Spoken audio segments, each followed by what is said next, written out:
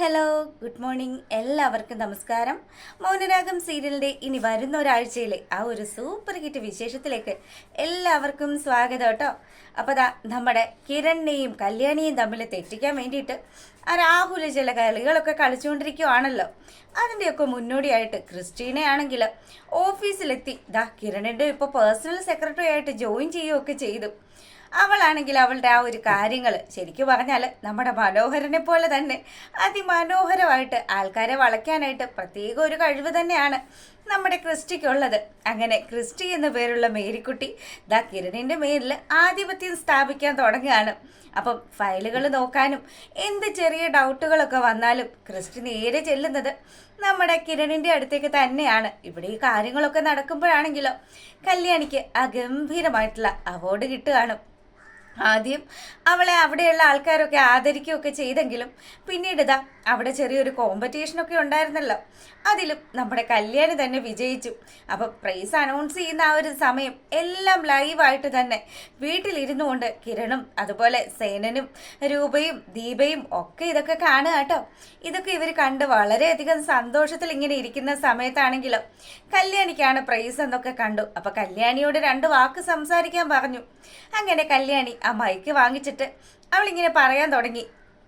ഒരുപാട് സന്തോഷമുണ്ട് എനിക്ക് ഇങ്ങനെയുള്ളൊരു നേട്ടം കിട്ടാനും ഞാൻ ഇങ്ങനെയൊക്കെ ആയിത്തീരാനും അതിന് പിന്നിലുമൊക്കെ ഒരുപാട് ആൾക്കാരുടെ പരിശ്രമമുണ്ട്. അതിലേറ്റവും അധികം എനിക്ക് പറയാനുള്ളത് എൻ്റെ കിരണേട്ടനെ കുറിച്ച് തന്നെയാണ്. കിരണേട്ടനാണ്, അദ്ദേഹം എൻ്റെ ജീവിതത്തിലേക്ക് വന്നിട്ടില്ലായിരുന്നെങ്കിൽ ഉറപ്പായിട്ടും എനിക്ക് ഇങ്ങനെയുള്ളൊരു രീതിയിലേക്ക് ഉയർന്നു വരാൻ പറ്റത്തില്ലായിരുന്നു എന്നൊക്കെ കിരണിനെ കുറിച്ച് വളരെ നല്ല രീതിയിലൊക്കെ നമ്മുടെ കല്യാണി സംസാരിക്കുക. അപ്പം ദീപയ്ക്കും കിരണിനും ഒക്കെ ഒരുപാട് സന്തോഷമായിട്ടോ.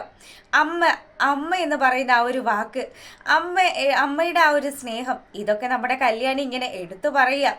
അപ്പോഴും നിങ്ങൾക്ക് എല്ലാവർക്കും അറിയായിരിക്കും, ഞാൻ എൻ്റെ ചെറുപ്പകാലത്ത് എൻ്റെ വേണ്ടപ്പെട്ട, അതായത് എൻ്റെ അച്ഛനിൽ നിന്നും ഒരുപാട് ക്രൂരതകളൊക്കെ ഏറ്റുവാങ്ങിയിട്ടുണ്ട്. എന്തായാലും അതിനൊക്കെ പൊരുതി നിൽക്കാനും അതിനോടൊക്കെ പ്രതികരിക്കാനും ഒക്കെ ഉള്ളൊരു കരുത്ത് എനിക്ക് ജന്മന തന്നത് എൻ്റെ അമ്മ തന്നെയാണ്. എൻ്റെ അമ്മയാണ് ഇതിൽ നിന്നെല്ലാം എന്നെ രക്ഷിച്ചു കൊണ്ട് പോയിരുന്നത് എന്നൊക്കെ കല്യാണി പറയുമ്പോൾ ദീപയുടെ കണ്ണുകളൊക്കെ നിറയാൻ തുടങ്ങി. ദീപയ്ക്ക് എന്ത് പറയണമെന്നൊന്നും അറിയാത്ത ഒരവസ്ഥ.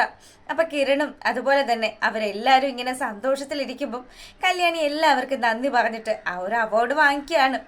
അങ്ങനെ നമ്മളെ പിന്നീട് കാണിക്കുന്നതാണെങ്കിലോ സേനനും അതുപോലെ തന്നെ രൂപയും കൂടി താരയുടെ കാര്യത്തിൽ ഒരു തീരുമാനമാക്കണമല്ലോ. താര ഇങ്ങനെ ഒരു കോമ സ്റ്റേജിലേക്ക് പോയി കഴിഞ്ഞാൽ താരയുടെ ജീവിതത്തിൽ എന്താ സംഭവിച്ചതെന്നൊന്നും മനസ്സിലാക്കാൻ പറ്റാതെ ആയി പോകും. അതുകൊണ്ട് തന്നെ അവർ ഡോക്ടറെ പോയി കണ്ടു. ഡോക്ടറോട് വിവരങ്ങളൊക്കെ അന്വേഷിക്കുമ്പം ഡോക്ടർ പറഞ്ഞു, തലയ്ക്ക് നല്ല രീതിയിൽ തന്നെ പരിക്ക് പറ്റിയല്ലോ, അത് ആ തക്ക സമയത്താണ് എത്തിച്ചിരുന്നെങ്കിൽ ഒരു പക്ഷേ ഇവരുടെ ജീവനൊക്കെ രക്ഷിക്കാൻ പറ്റിയേനെ. പക്ഷേ വൈകിയല്ലേ ഇവിടെ കൊണ്ടുവന്നത്. പിന്നെ ഞങ്ങളെ കൊണ്ട് പരമാവധി പറ്റുന്ന രീതിയിലൊക്കെ ഞങ്ങൾ ചെയ്യുന്നുണ്ട്. നിങ്ങൾ എന്തായാലും ടെൻഷൻ അടിക്കേണ്ട. ഇപ്പം നിങ്ങൾക്ക് ബെറ്റർ ട്രീറ്റ്മെൻറ്റ് കൊടുക്കാൻ വേണ്ടിയിട്ട് വിദേശത്തു നിന്ന് വരെ ആൾക്കാരെ ഞങ്ങൾ കൊണ്ടുവരുന്നുണ്ടെന്നൊക്കെ പറഞ്ഞു. ഇതൊക്കെ കേൾക്കുമ്പോൾ സേനന് വലിയ സന്തോഷമായി കേട്ടോ. സേനൻ പറഞ്ഞു, ഡോക്ടറെ, ഈ ജീവിതത്തിൽ ഒരുപാട് ദുഃഖങ്ങളൊക്കെ അനുഭവിച്ച സ്ത്രീയാണ് കിടക്കുന്നത്. അവർക്ക് അവരുടെ ആ ഒരു മകളെ പോലും സ്വന്തമായിട്ട് ഉണ്ടായിട്ട് പോലും ആ മകള് പോലും തിരിഞ്ഞു നോക്കാത്ത ഒരവസ്ഥ. അങ്ങനെയുള്ള ആ ഒരു സ്ത്രീക്ക് ഇനി ഇതുപോലെയുള്ള ഒരു അവസ്ഥ വന്നു കഴിഞ്ഞാൽ അത് ഞങ്ങളെപ്പോലെ ഉള്ള ആൾക്കാർക്കൊന്നും കണ്ടു നിൽക്കാൻ പറ്റത്തില്ല. ദയവ് ചെയ്ത് ഇവരുടെ ഈ അവസ്ഥയിൽ നിന്നും ഇവരെ ഒന്ന് മാറ്റിത്തരണം. പഴയ താരയായിട്ട് തന്നെ താരയെ ഞങ്ങൾക്ക് മടക്കി തരണോ എന്നൊക്കെ സേനൻ ഇങ്ങനെ പറയുമ്പം രൂപയും സേനനോടൊപ്പം ചേർന്ന് നമ്മുടെ താരയ്ക്ക് വേണ്ടിയിട്ട് പൊരുതുകയാണ്. അപ്പം ഇതൊക്കെ ഒപ്പിച്ച് വെച്ചിട്ട് ചില ആൾക്കാർ നല്ല പിള്ള ചമഞ്ഞ് നിൽക്കുന്നുണ്ടല്ലോ, നമ്മുടെ ശാരിയും ടീമും ഒക്കെ തന്നെ. അപ്പം ശാരിയെയും നമ്മുടെ മനു പോയിട്ട് കണ്ടു. അതേ അമ്മേ, നമ്മൾ ഉദ്ദേശിക്കുന്ന പോലെയൊന്നും അല്ല കാര്യങ്ങൾ. താര ആൻറ്റിയുടെ ഡെഡ് ബോഡി എങ്ങാനും പോലീസ് കണ്ടെത്തി കഴിഞ്ഞാൽ പിന്നെ അമ്മയോട് ഞാൻ പറയണ്ടല്ലോ, അമ്മയും കുടുങ്ങും. ആ ബോഡി മറയ്ക്കാനായിട്ട് ശ്രമിച്ച ഞാനും കുടുങ്ങും.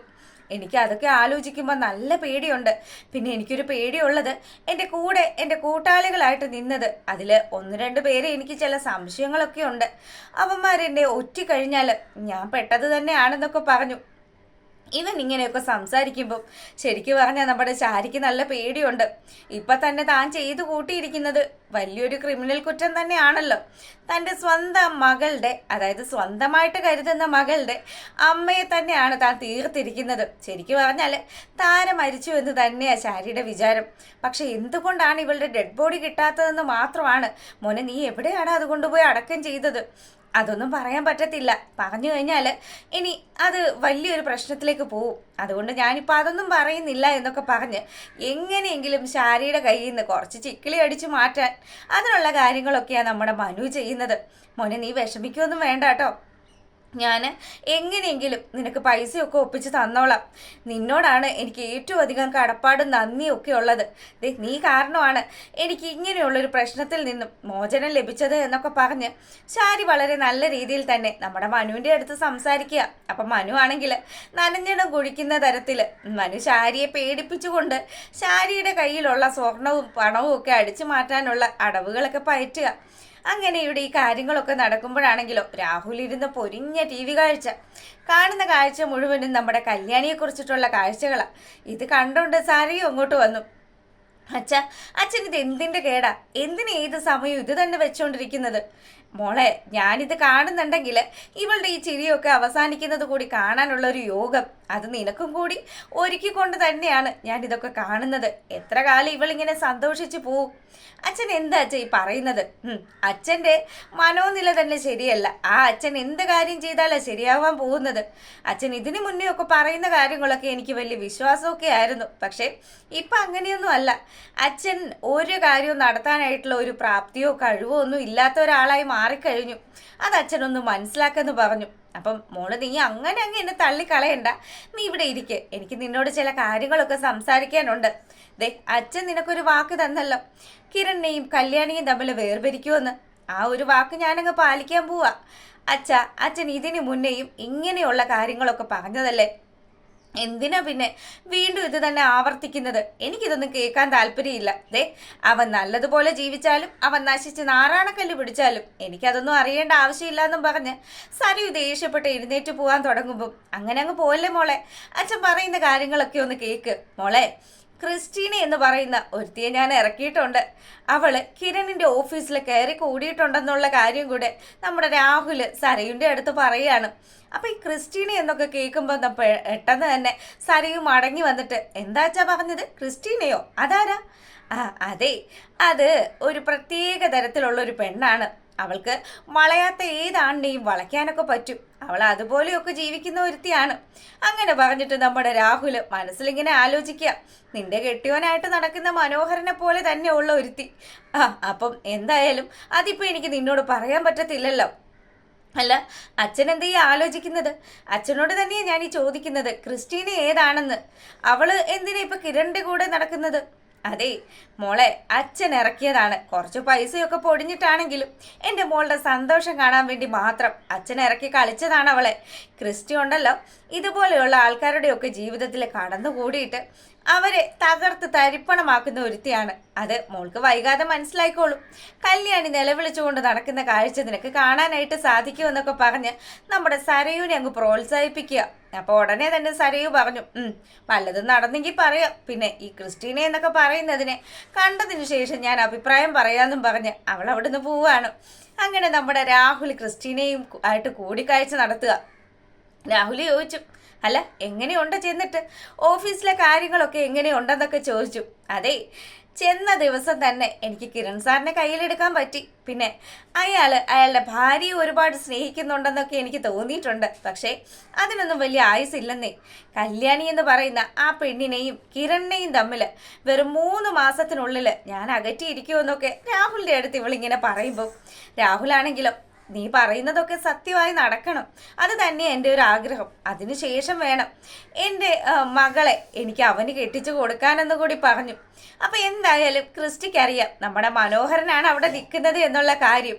അപ്പം മനുവിനെ ഉപേക്ഷിച്ചിട്ട് ഇപ്പതാ കിരണിനെയും സരയുനെയും തമ്മിൽ ഒന്നിപ്പിക്കാനാണല്ലോ ഈ ബഗാസുരൻ്റെ പ്ലാൻ എന്ന് ഇവളിങ്ങനെ മനസ്സിൽ ആലോചിക്കുമ്പോൾ, ക്രിസ്റ്റി നീ എന്താ ആലോചിക്കുന്നതെന്ന് രാഹുൽ ചോദിക്കുക. അതെ, ഒന്നുമില്ല സാറേ, ഞാൻ അവർക്കൊരു കുഞ്ഞുണ്ടല്ലോ, ആ കുഞ്ഞിനെ എങ്ങനെ ഒഴിവാക്കാമെന്ന് ആലോചിക്കുകയായിരുന്നു.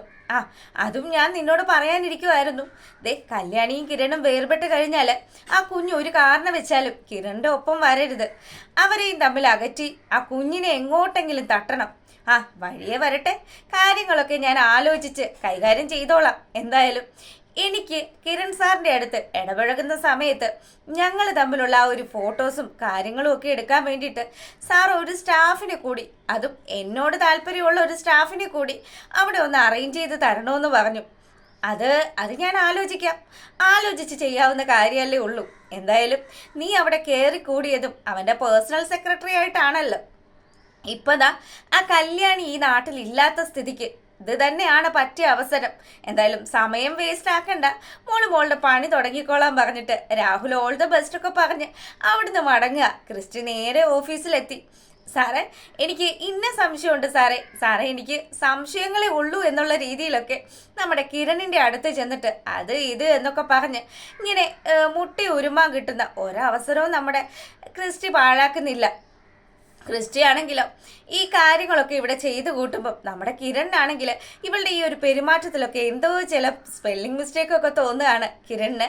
ഇതൊക്കെ വലിയ ഒരു ഇറിറ്റേഷൻ പോലെ തോന്നുമ്പോഴത്തേക്കിനും ഇനി ഒരുപക്ഷെ ഇവരുടെ ക്യാരക്ടർ ഇങ്ങനെ ആയിരിക്കുമോ, അല്ലെങ്കിൽ ഇവർ ഇത്തരത്തിലുള്ളൊരു സ്വഭാവക്കാരി ആയിരിക്കുമോ എന്നുള്ളൊരു കൺഫ്യൂഷനിൽ ആശാൻ നിൽക്കുക. പക്ഷേ ക്വാളിഫിക്കേഷനും അതനുസരിച്ചിട്ടുള്ള ഡിഗ്രിയും കാര്യങ്ങളും ഒക്കെ ഉള്ളത് കൊണ്ട് തന്നെ ഇവളെ ഇപ്പം വെറുപ്പിക്കാനും പറ്റത്തില്ലല്ലോ. എന്തായാലും കല്യാണിയോട് ഈ കാര്യങ്ങളൊക്കെ സംസാരിക്കണമെന്നൊക്കെ വിചാരിച്ച് നമ്മുടെ കിരൺ ഇരിക്കുകയാണ്. അങ്ങനെ ഇവിടെ ഈ കാര്യങ്ങളൊക്കെ നടക്കുമ്പോഴാണെങ്കിലോ നമ്മളെ കാണിക്കുന്നത് നമ്മുടെ പ്രകാശനെയാണ്. പ്രണയപരവശനായിട്ട് നമ്മുടെ പ്രകാശൻ ഇങ്ങനെ ലക്ഷ്മിയെ കുറിച്ചൊക്കെ ആലോചിച്ച് ലക്ഷ്മി വാങ്ങിത്തന്ന ഡ്രസ്സൊക്കെ ആയിട്ട് റൂമിലേക്ക് പോകാൻ തുടങ്ങുമ്പോഴത്തേക്കിനും അമ്മക്കുട്ടി അവിടെ വന്നു. നമ്മുടെ മുത്തശ്ശിയുടെ അടുത്ത് ചെന്നിട്ട് പ്രകാശൻ പറഞ്ഞു, അമ്മതേ ഇത് കണ്ടോ, ഇതൊന്ന് നോയിക്ക്. എൻ്റെ മോനെ ഇത് എന്താണ് ഈ കാണുന്നത്? എന്തു വിലയുള്ള സാധനങ്ങളൊക്കെയാണ്. ദേ ഇത് നിനക്ക് ആര് വാങ്ങി തന്നതാണ് എന്നൊക്കെ അമ്മ ചോദിക്കുമ്പോഴത്തേക്കിനും അത് കാർത്തിക മോളുടെ അമ്മ എനിക്ക് വേണ്ടി പ്രത്യേകം വാങ്ങിച്ചതാ.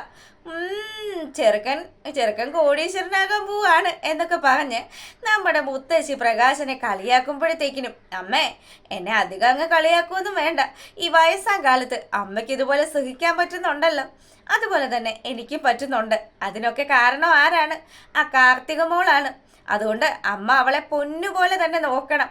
അവൾക്ക് എന്താണ് വേണ്ടതെന്നൊക്കെ ആലോചിച്ചും കണ്ടും അമ്മ ചെയ്തു കൊടുക്കണമെന്നൊക്കെ പറഞ്ഞു. എൻ്റെ മോനെ നീ അതൊക്കെ പ്രത്യേകം എന്നോട് പറയണോ? ദേ ഈ അമ്മ അവൾക്ക് ഇഷ്ടമുള്ള സാധനങ്ങളൊക്കെ ഉണ്ടാക്കി കൊടുത്തും അവളുടെ കമ്പനിയിൽ സൂപ്പർവൈസർ ചമഞ്ഞും ഒക്കെ ഒരുപാട് നല്ല രീതിയിൽ അങ്ങ് തകർത്ത് അഭിനയിക്കുകയല്ലേ. പെമ്മക്കളെ കണ്ടുകൂടാത്ത നമ്മൾ രണ്ടുപേരും ഇപ്പം ഇതുപോലെയുള്ളൊരു പെണ്ണിനെ സ്നേഹിച്ചങ്ങ് വഷളാക്കുകയല്ലേ. പിന്നെ അതുമാത്രമല്ലല്ലോ, നമ്മുടെ വിക്രമാദിത്യന് പുതിയൊരു ഓഫീസ് കൂടി അവൾ ഇട്ടുകൊടുത്തു. ഇതിൽ നിന്നും വിക്രം പിടിച്ചു കയറണം. അങ്ങനെ കയറി കഴിഞ്ഞാൽ ഉറപ്പായിട്ടും നമ്മുടെ വിക്രത്തിനും കല്യാണിയെയും കിരണിനെയും ഒക്കെ പോലെ ഉയർന്ന നിലയിൽ എത്താനും ഒക്കെ സാധിക്കുമെന്നും പറഞ്ഞ് ഇവരിങ്ങനെ സംസാരിച്ചു കൊണ്ട് നിൽക്കുമ്പം ഇതൊക്കെ മറഞ്ഞു നിന്ന് കേൾക്കുക നമ്മുടെ കാർത്തിക ഇങ്ങനെ ആലോചിക്കുന്നു. അപ്പൻ്റെയും അതുപോലെ തന്നെ അമ്മുമ്മയുടെയും ഒക്കെ ആഗ്രഹമൊക്കെ കൊള്ളാം. എന്തായാലും അതിന് വലിയ ആയുസ്സൊന്നും ഇല്ലല്ലോ. ഇവരുടെ മോഹങ്ങളൊക്കെ മനസ്സിൽ മോഹം മാത്രമായിട്ട് നിലനിൽക്കുകയുള്ളൂ എന്നുള്ള രീതിയിൽ ഇവൾ ഇങ്ങനെ ചിന്തിച്ച് നിൽക്കുന്നത് കാണിച്ചുകൊണ്ടാണ് പ്രമോ വിശേഷം അവസാനിക്കുന്നത്. അപ്പോൾ നിങ്ങൾക്ക് ഇഷ്ടപ്പെട്ടിട്ടുണ്ടെങ്കിൽ ലൈക്ക് ചെയ്യാനും കമൻറ്റ് ചെയ്യാനും ഒന്നും മറക്കരുത് കേട്ടോ. സബ്സ്ക്രൈബ് ചെയ്തവരൊക്കെ സബ്സ്ക്രൈബ് ചെയ്ത് സപ്പോർട്ട് ചെയ്തേക്കണം. അപ്പോൾ ഓക്കെ, എല്ലാവർക്കും നല്ലൊരു സൺഡേ ഒക്കെ ആശംസിച്ചുകൊണ്ട് വീഡിയോ വൈൻഡപ്പ് ചെയ്യാണ്. Good night.